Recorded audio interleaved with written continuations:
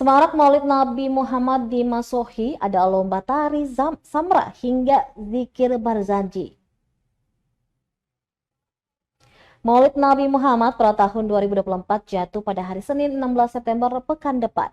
Menyambut momentum ini, Majelis Taklim Gabungan Pemerintah Kabupaten Maluku Tengah menggelar Gebiar Maulid Nabi Muhammad di Baileo Soekarno Masohi Kamis 12 September 2024. Agenda ini dirangkaikan dengan sejumlah ragam lomba, antara lain tarian samra, zikir barzanji, siswa dan majelis taklim kategori umum.